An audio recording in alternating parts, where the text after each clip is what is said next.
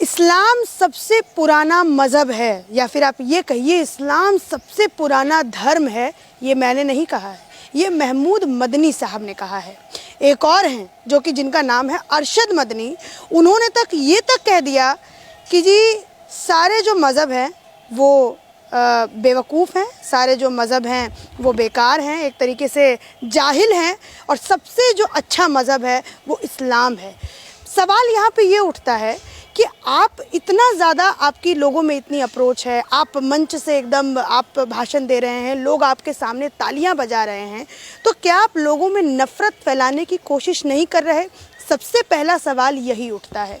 दूसरा ये सवाल है, अगर इस्लाम सबसे पुराना है तो भाई हिंदू धर्म क्या है, बौद्ध धर्म क्या है, जिसको कहा जाता है कि हिंदू धर्म तो 5000 साल पुराना है। अब इन सब मुद्दों पे जब ऐसा कोई धर्म गुरु, या फिर आप ये कहिए कि जब ऐसा कोई बात, ऐसी कोई पर्सनालिटी अगर ऐसी बात कहती है, तो उनके मज़हब के जो लोग हैं उनके ऊपर क्या असर पड़ता है ग्राउंड लेवल पे, ये दिखाने के लिए आज मैं एक दरगाह के बाहर खड़ी हूँ। और आप अगर उससे भी पीछे दिखाएं तो वो एक मस्जिद है, दरगाह करबला के बाहर खड़ी हूँ, और मेरे साथ कुछ लोग जुड़े हैं जो कि इस्लाम, जो कि उसी मज़हब से जुड़े हुए हैं। हम इनसे बातचीत करेंगे, समझेंगे कि जब ऐसे मदनी, और मुझे लगता है मदनी उनको कहा जाता है ना जो सबसे बड़े होते हैं, क्या माने क्या होता है मदनी? नहीं, ऐसा कोई मदनी का पहले माने बताइए, फिर उसके बाद हम लोग चर्चा करेंगे। मदनी कोई टाइटल नहीं है। अच्छा, क्या है? बल्कि जो मदीने से मोहब्बत करने की बिना पर आदमी अपने आप को मदनी लिखता है। कुछ लोग मदीना यूनिवर्सिटी से पढ़ कर आते हैं अच्छा। तो अपने आप को मदनी कहते हैं।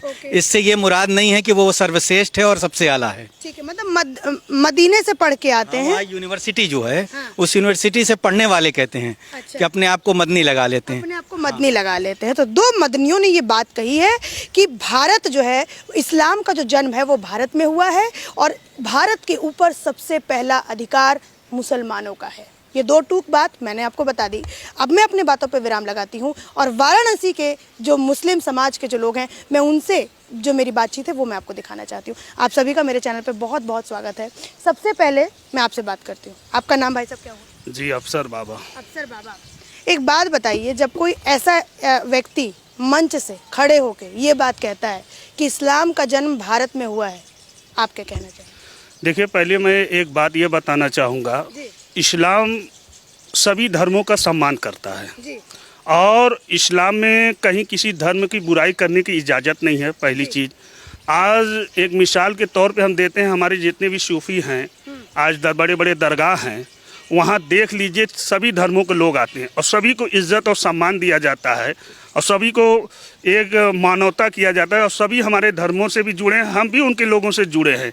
मगर जिन लोगों ने बयान दिया कि इस्लाम, ठीक है, इस्लाम तो बहुत पहले आया ही हुआ है, इस्लाम को हम लोग मानने वाले हैं, मगर इस्लाम में कहीं ऐसी बुराई नहीं की जा रही है कि हम आपके धर्म या किसी के धर्म की बुराई करें। सभी के धर्म अपने अपने जगह अच्छे हैं और पवित्र हैं, और सभी के धर्म का सम्मान है। हाँ, ये बात तो हो गई। मैं आपसे ये समझना चाहती हूँ, आपके चूँकि आपका मज़हब इस्लाम है, तो मैं आपसे पूछना चाहती हूँ कि कितना पुराना इस्लाम है? मैंने तो ये पढ़ा 1400 साल पुराना। आप बताइए मुझे। अच्छा, आप बताएंगे, बताइए मौलाना साहब, अपना नाम बताइए, फिर उसके बाद। मैं पीर शफीक अहमद मुजद्दिदी, जी। चेयरमैन सूफी आइन फाउंडेशन बनारस। जी।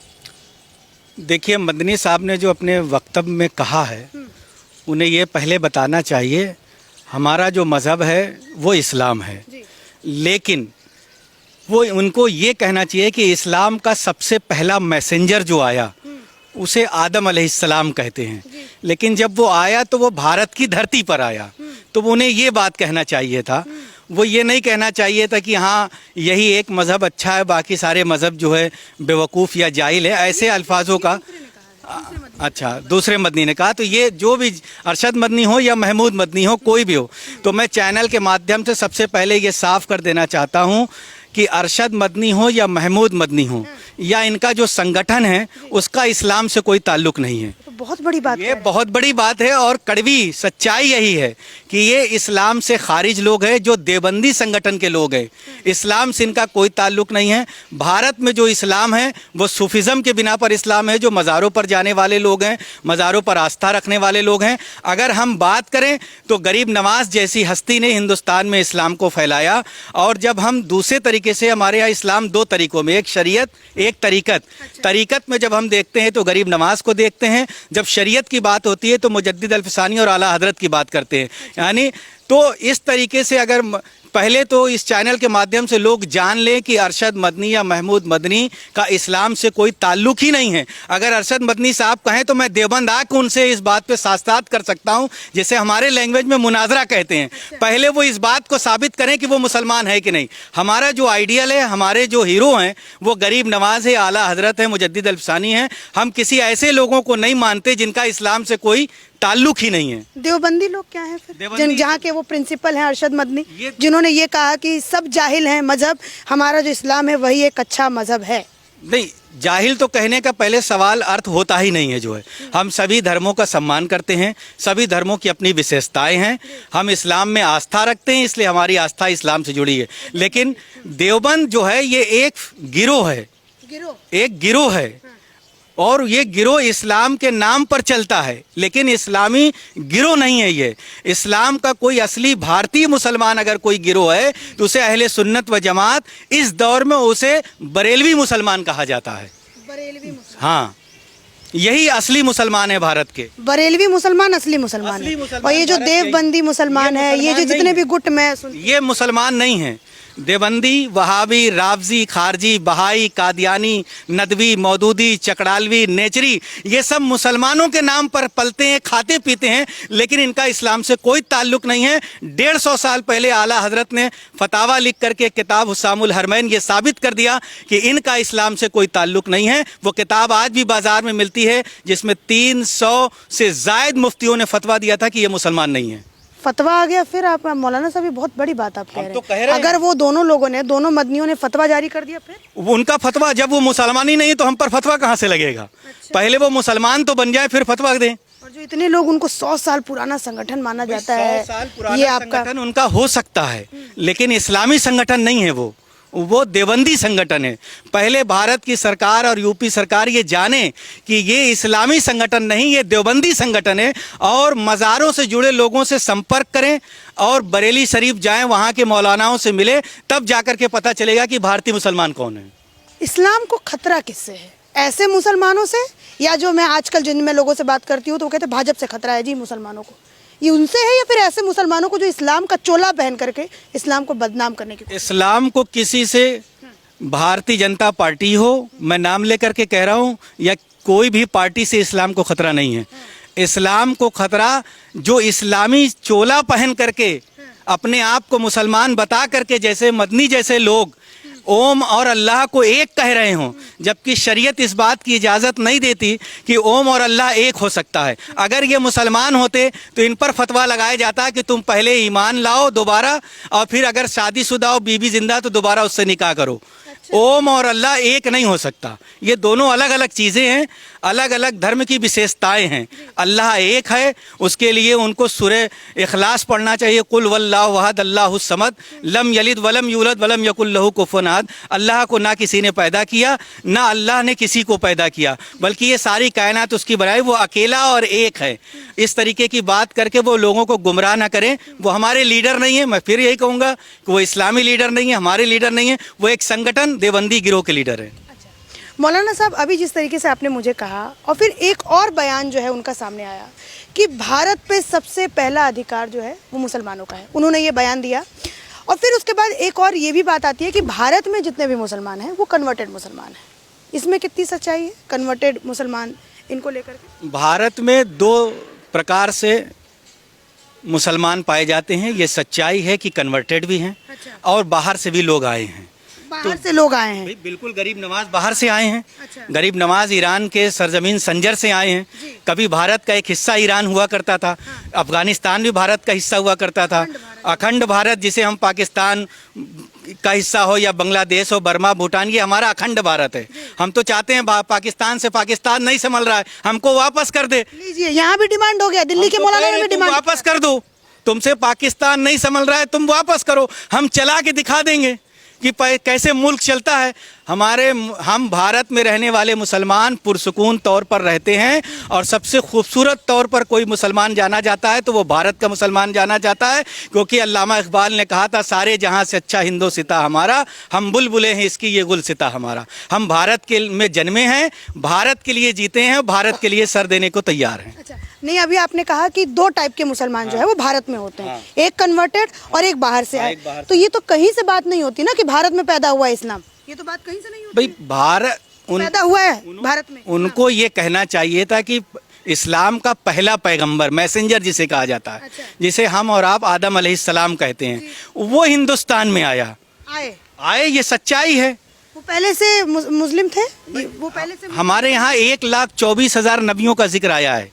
1,24,000। ये जो आपने आदम, जिनका आदम अलैहिस्सलाम, हाँ। जिनका नाम लिया, वो क्या पहले से मुस्लिम इस्लाम कबूल कर चुके थे?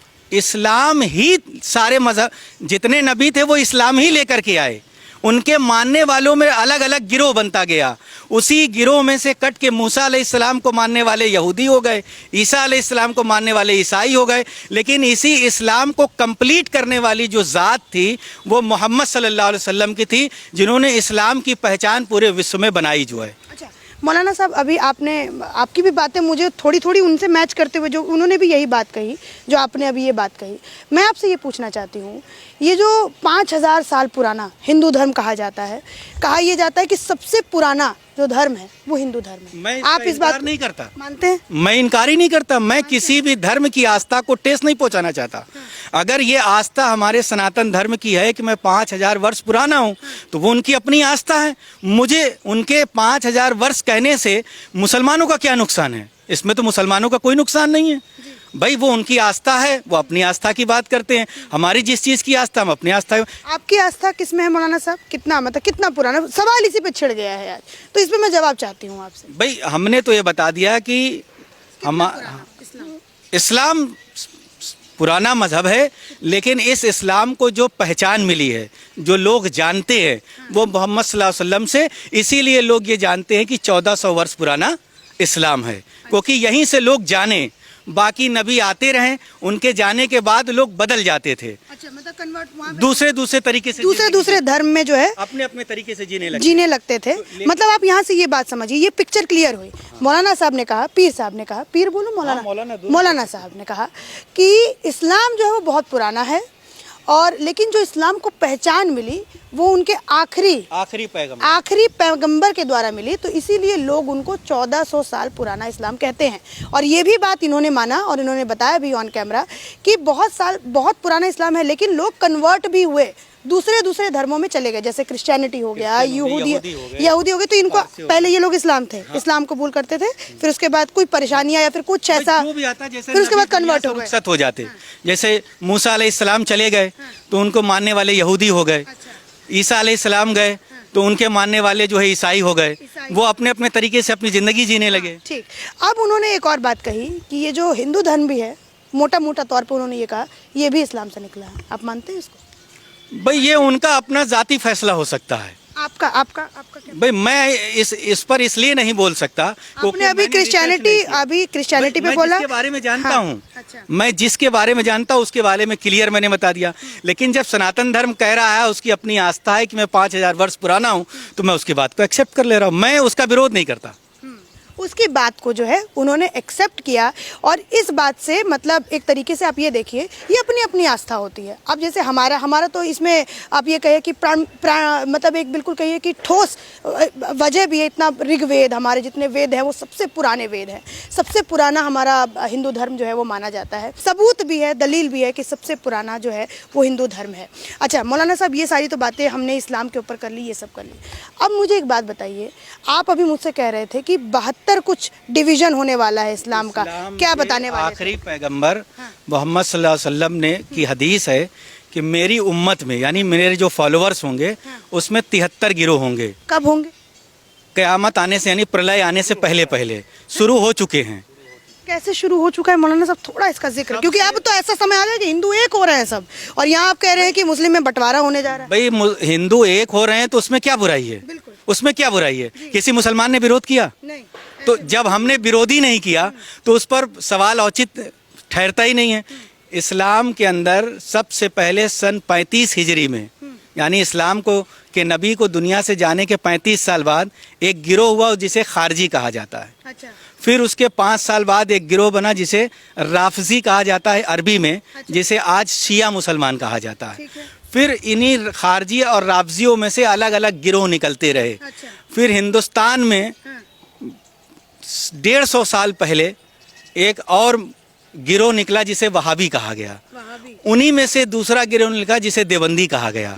आज यही गिरोह अपने आप को मुसलमान कह करके, मुसलमान दिखा करके, और हमारी यहाँ जो पिछली सरकारें रहीं उनसे फ़ायदा लेते रही। मज़ार पर जाने वाले लोग एक दूसरे में आस्था रखते और मोहब्बत और भाईचारा का पैगाम देते। ये मीडिया से और सरकार से दूर रहे, इसलिए लोग इन्हें समझ ही नहीं पाए। ये मज़ार पे जाने वाले, हाँ भाई, ये लोग मीडिया में नहीं गए, ये लोग कभी सरकार के करीब नहीं गए, मज़ार पे पड़े रहे, फातिहा दुरूद करते रहे, अपना नमाज पढ़ रहे, उनको किसी से कोई ताल्लुक नहीं था।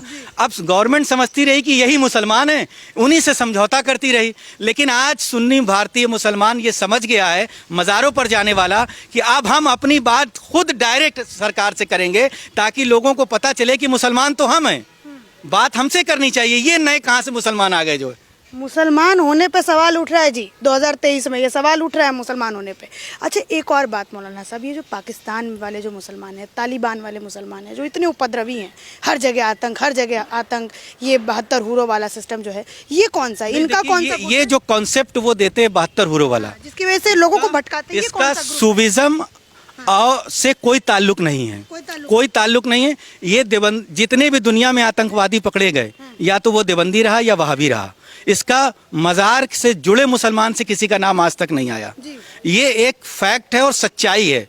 और पाकिस्तान में भी जो मुसलमान रहते हैं वो दो तरीके के रहते हैं। एक सूफिज़म के, जैसे हम लोग मज़ारों पर जुड़े हैं, वहाँ उनकी संख्या अब इसलिए कम हो रही है कि ज़्यादातर जो है देवबंदी वहाबी, ये हाफिज सईद वगैरह जितने सब देवबंदी हैं। अच्छा। ये सुन्नी नहीं है, ये देवबंदी हैं, इसलिए। और तालिबान भी देवबंदी है, ये मज़ारों को नहीं मानते। 1996 में जब तालिबान आया था तो मज़ारों को तोड़ तोड़ करके उसने उसमें जो लाश थी बुजुर्गों की, उन्हें लटका दिया था पेड़ों में कि तुम इनको मानते हो, देखो मैंने इन्हें पेड़ पे लटका दिया। जब उसी लाश में से खुशबू आने लगी तो उसे रातों रात दफन कर दिया गया दूसरी जगह पर।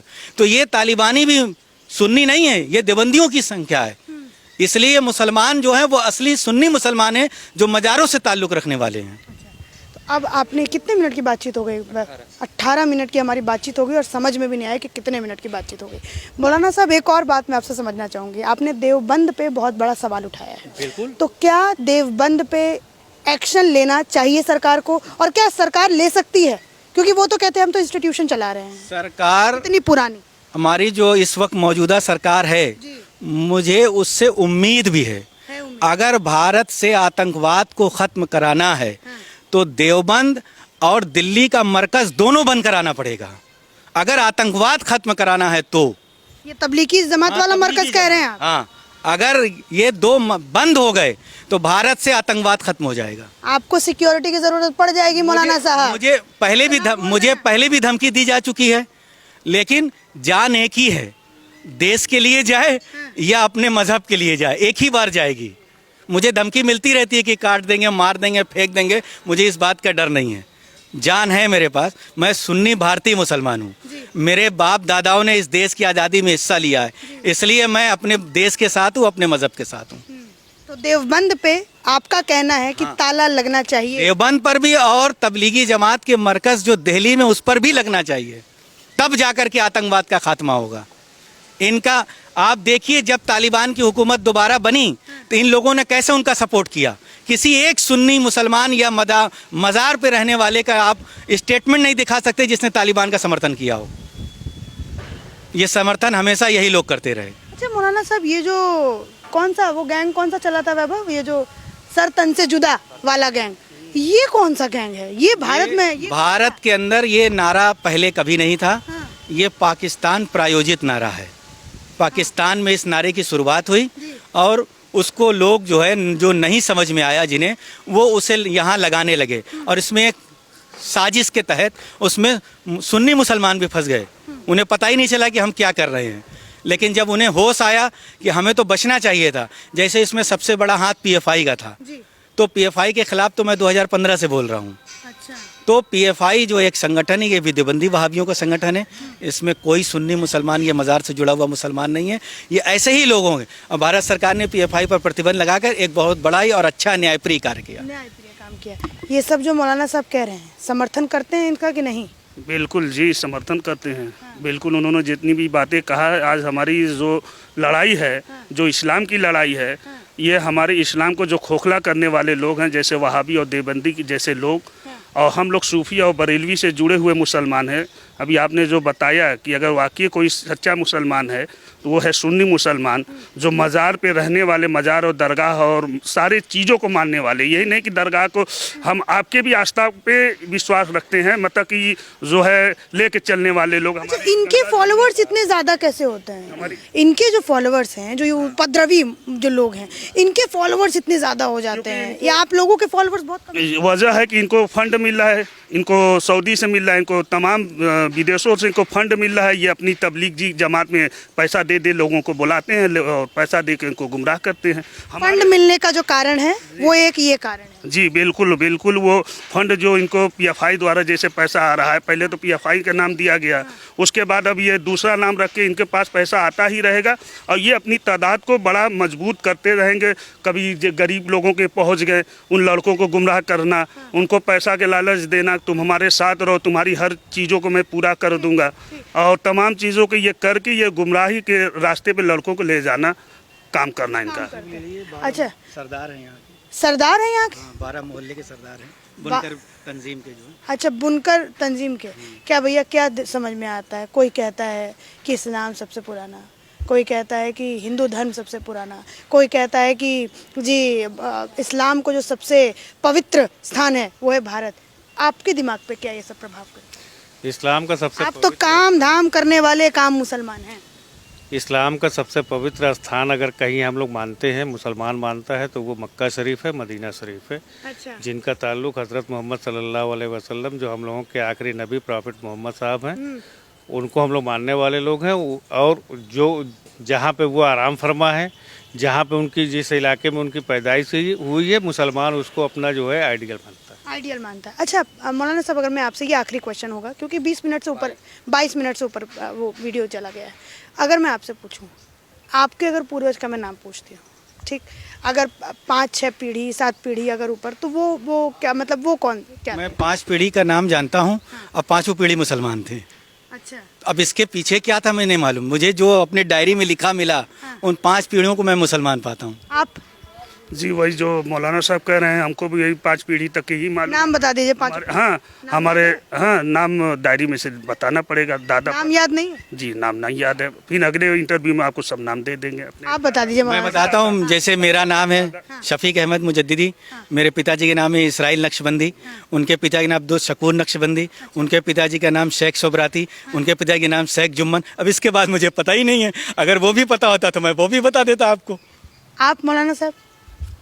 भाई हम लोग तो जो है जब से होश संभाले हैं, पीढ़ी देगा अपनी पीढ़ी में, जैसे मेरा नाम इदरीस अंसारी है, मेरे वालिद साहब का नाम अब्दुल सलाम है, उनके वालिद साहब का नाम जो है हाजी अब्दुल रशीद था, उनके वालिद साहब का नाम हाजी बरकतुल्ला था। इतना तो मुझे याद है, इतना तो मुझे याद है। लिखा हुआ वो उतना बता रहा है। 5 पीढ़ी तक का जो है वो इनके पास वो है, और इनको तो वो भी नहीं याद है। नहीं बिल्कुल दे देंगे, क्यों नहीं याद है? बिल्कुल भाई, हम है ही अफसर बाबा। हमारे वालिद साहब कासिम अली हैं, हमारे कासिम अली के हमारे दादा जो थे बबू हाजी थे, उनके जो वालिद थे गुलशन कुमार थे। गुलशन कुमार? मतलब गुलशन खान नाम था, वो बोल देते थे इसलिए कि गंगा जमनी तहजीब। देखिए गुलशन कुमार, हमारी बात सुनिए, गुलशन कुमार नहीं, गुलशन खान नाम रखे थे, मगर उनको लोग एक टाइटल बना दिया था जो वो पढ़ते थे, मतलब वो बड़े अच्छे अच्छे कलाम पढ़ते थे, उनको गुलशन कुमार नाम रख दिया गया था। वो टाइटल रखा गया था। वो कवि थे, शायर थे, और कवि भी थे, दोनों चीज़ करते थे। तो उनको हिंदू धर्म से एक खिताब मिला गुलशन कुमार के। हम लोग अपने दादा से सुने गए थे ये बात। वो बहुत अच्छे कवि थे। हमारे दादा भी उस वक्त के थे। आज 130-35 साल के उम्र में वो जो है ख़त्म हुए। और बहुत उसमें उन्होंने 3 बार हज किया।